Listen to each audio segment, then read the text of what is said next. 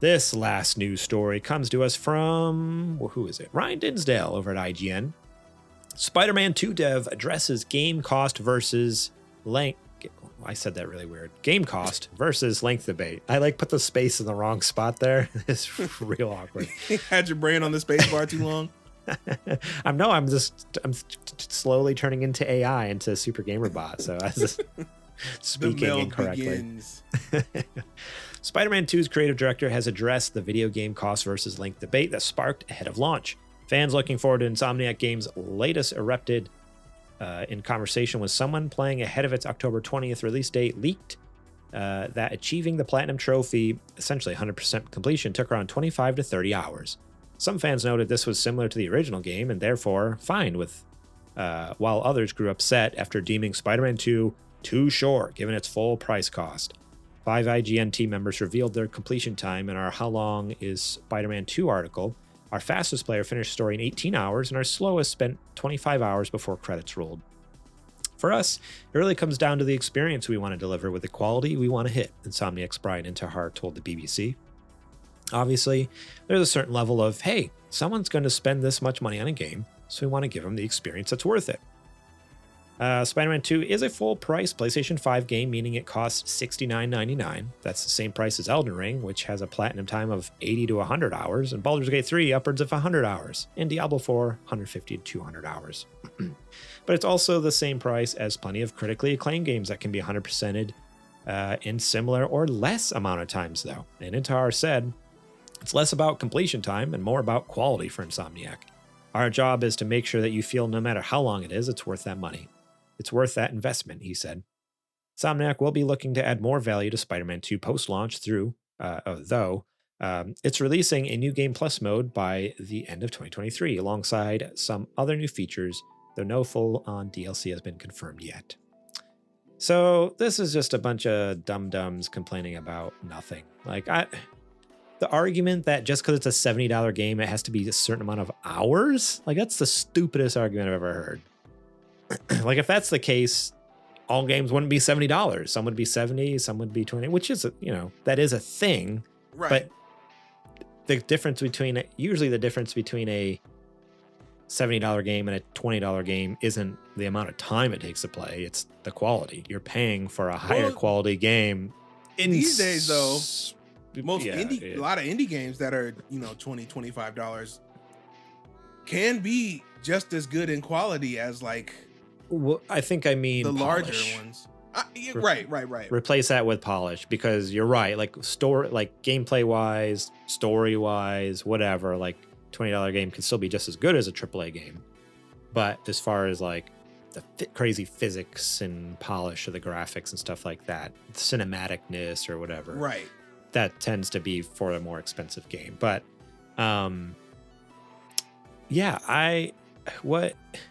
I don't know. What do you think of that? I mean, I already kind of shared my brief thought, but I've always said this is the stupidest thing that people complain about. I do not understand it. I feel like the average person who is playing games, what is it? The average age, I think, is mid 20s to 30s, right? For people who play games at this point. Probably. I don't know. So exactly. It's the age bracket that people should be at work or spending time with their family, right? So that would mean that you don't have a lot of extra time in your day. So wouldn't you want to be able to fit that game into your schedule so you can actually get it done before the year that you bought it in is over? Wouldn't that be nice? You know what I mean? Yeah. It's the same argument but criticism I have for Starfield. Starfield was oh, we had 1,000 planets. I'm no, you could have just really gave me 10 densely populated planets in different systems that I had to travel to that had story content on them. And I just went through, and then maybe that hub world that we go back to is there. It's too much to say in too little time, but the length of the game does not dictate the quality. It never has. It never will. Right. There are certain genres I do think that they liken themselves well to being longer. So your Spider-Mans, your Last of Us's, your Halos, anything of that scale, I liken it to a blockbuster, right? Like there is always so much going on and so much action or so much this or so much that. It's so bombastic. And if you had that for an enormous amount of time, you would get desensitized to it and get bored, right? Yeah. But if you had something that's like like I feel like most games like of that caliber, like I get it to a certain point, like even like The Last of Us, like which is an incredible game. I get to a certain point, I'm like, I'm just ready to wrap this story up. Right. Not because I'm necessarily sick of it, but because I'm like, I just need this, like, I want to know the end of the story. If it went on for another 30 hours before I got to the end, then I would get sick of it. Like, there's a lot of times where like they hook you so good that I'm ready to like resolve this now. Just like with any movie, like that's good. That's good storytelling. If they can hook me in such a few amount of hours and get me hyped for the ending, like that's great. It's not a bad thing. If Spider-Man was 50 hours, I don't think I would have ever finished it. Because it's just, it's asking too much of me to have 50 hours worth of, you know, adrenaline filled car chases and enemy fights and stuff like that, right? But there are certain games that do liken themselves or are good fits for being long, right? So like your RPG, that makes sense because you're going on a journey, right? It's an epic. So that game spans a long period of time in that world. So it makes sense that it's that long. But yeah, the rest of these, and when I say like they're flash in the pan, I know that usually has a negative connotation, but I mean that like if you're a good game, if you're a well-made game, you should be able to get in, tell your story, and get out. Right. If you're not like an RPG or something that's gonna, you know, take place over a long length of time in your narrative. It's like how the trend recently in Hollywood is all these long movies, and you know what? Everyone always complains as soon as they hear like, what, a 3-hour runtime? Are you kidding me? But Avatar. But then like with video games, they're just like, it's not long enough. It's like, okay, what type of game is it? Because yeah, you're right, 100%. If it's an RPG, yeah, it should be longer.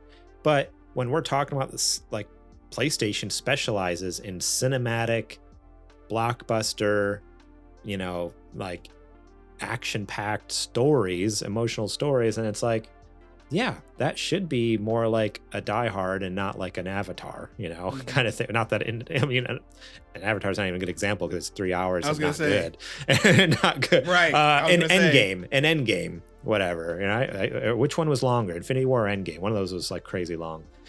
Whatever it was. Endgame was, I can't remember. But yeah, like it's like, oh, like that's an hour and a half movie versus a 2.5 movie or almost 3 hour, whatever it was. Like, so like that's the difference here is like, yeah, it really does depend on the genre, I feel like. And so you're getting such a high caliber of it's so crazy to me that people want these games to be this long. I would hate a 50-hour Spider-Man. I would hate a 50-hour God of War. I would be fine with it, like a 50-hour Spider-Man, if it was a Spider-Man RPG of some sort. Like it's a completely different game altogether, not connected to the current Spider-Man lore. Like if I would love to see how somebody could do a Spider-Man RPG. Yeah, so like a Spider-Man like that makes sense. But yeah, like the cinematic in and out, we're telling a story. This is a blockbuster, a summer blockbuster film in a video game form. That would be absolutely bizarre and would turn me off immediately. Yeah, I don't know. I don't know where this. I mean, I understand the sentiment that the average person is saying. Like, I spent all this money on this game, and I want to make sure that I'm getting my money's worth. But yeah, you have to think of it in terms of the experience, right? Like we were just talking about, is you buy a movie ticket for a movie that's only 2.5 hours, but the ticket is $20. If the movie is really good, what do? Do you walk out and go, man, that ticket was $20? You know what I mean? That movie was so good, but the ticket was $20. Nobody does that. Yeah. All they talk about is how good the movie was. So why is that different for games? right? If you pay $60 for a game and you play that game and what you played was awesome, but you don't ever go, oh, but it was $60. All you ever talk about is how good the game was. Yeah. You know? And what the other thing that just popped in my head too is like, okay, people complain about the length. And so with a game like this, to pad it out, because like even from this article, people who mainline the story finished it in 18 hours. But there's all the optional side missions and side quests and collectibles. And those people took closer to 30 hours, right? Or just shy of 30 hours. It just popped in my head. I'm like, that's like it has made me laugh because, okay, they add more side quests and more collectibles. And then people are like, oh, they got too much. You know, they're just shoving a bunch of crap in there, blah, blah, blah. So you just can't make them happy either way. You can't make them happy either way because on one hand, it's not enough content, but then they start adding in more collectibles or whatever. And it's all of a sudden, it's like too much content, too much garbage content. Oh, they didn't give us anything good. No substance. You know, it's like, it's a bunch of filler. And it's like, oh, shut up. Like, right. But then when they give you the stuff straight, like they did with Spider-Man, oh, now there's not enough to do. Come on, bro. Not enough. So also, we didn't even talk about or touch on this point. If people want this, then it's going to make the games take longer to develop. That too. Which means you're getting less games, you know, throughout that time period. Yeah. So if that's what you want, if you want bigger games, you got to stop crying on Twitter about, oh man, these games take so long. They keep getting delayed, blah, blah, blah, blah, blah. What do you want? It's that age old triangle, right? Cheap, fast, and good. You can't have all three. Yeah. Yeah, exactly. Crazy.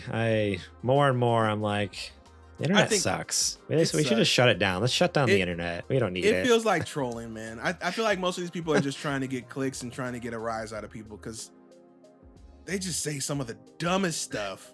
Yeah. People are stupid. Thank you so much for watching that clip from our podcast. Remember, if you want to watch the whole episode, the full episode, link will be in the description below. You can click on that and check it out. We got listener questions. We got more news segments. We got what you playing. We got a lot of fun things. So yeah, more than just the news. There's a lot more to the show that you should go check out. So remember, click that link in the description. Check out that full episode.